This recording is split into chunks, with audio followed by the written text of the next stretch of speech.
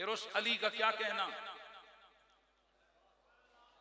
1.25 لاکھ کا مجمع ہے، اور میرا نبی بڑے اہتمام خاص کے ساتھ اپنے ایک صحابی کو فرماتے ہیں جو آگے چلے گئے ان کو پیچھے بلاؤ، جو پیچھے سے آ رہے ہیں ان کو بلاؤ۔ حضرت یہ 2-4 ہزار کا مجمع نہیں تھا، یہ 1.25 لاکھ صحابہ کا اجتماع تھا۔ اب غور کرو، 1.25 لاکھ بندہ اگر کدھر جمع ہو جاوے وہ کتنے بڑے میدان میں جمع ہوگا۔ میرے مصطفیٰ نے ایک بہت بڑے صحرا کے اندر ان سب کو جمع کیا اور خود ایک اونچی ٹیلے کے اوپر کھڑے ہو گئے، اور آپ نے کھڑے ہو کر فرمایا علی کو بلاؤ۔ مولا علی آئے، میرے نبی نے ان کا ہاتھ پکڑ کے بلند کیا اور پھر اونچی آواز سے فرمایا جو سن رہا ہے وہ سنے، اور جس کو سنائی نہیں دے رہا وہ دوسروں کو بتا دے، من کنت مولا فعلی مولا، جس کا میں مولا اس کا علی مولا۔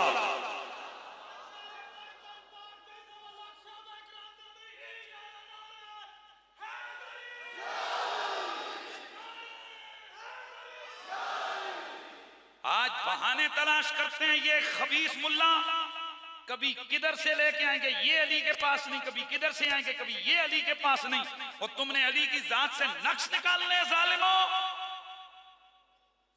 1.25 لاکھ صحابہ اور 1.25 لاکھ کے مجمع میں سے ایک لمبے قد والا، لمبے نصیب والا، بڑی عقل والا،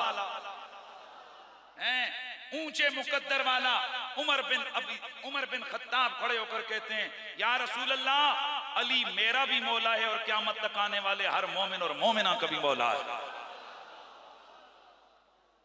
اس لیے جو مولا علی کی ولایت کا انکار کرے وہ صحابہ کا بغضی ہے، وہ صحابہ کے مولا کا منکر ہے، وہ ابوبکر عمر کا منکر ہے، وہ 1.25 لاکھ صحابہ کا منکر ہے۔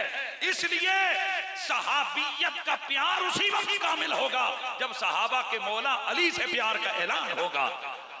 تو پھر آواز آنی چاہیے زباں کے ساتھ دل بولا علی مولا،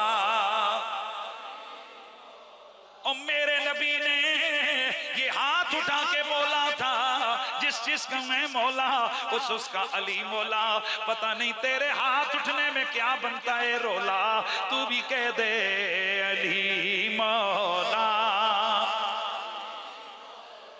ہاتھ لے را کے ہاتھ اٹھا کے زباں کے ساتھ دل بولا علی مولا، علی مولا، علی مولا۔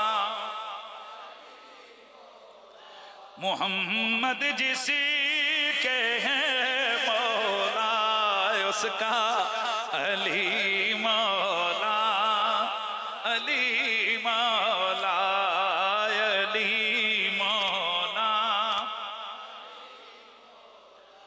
وہ میرے مولا علی کہ ولادت کے بعد 3 دنوں تک جن کی گھٹی فقط زبان رسول کو چوسنا تھا،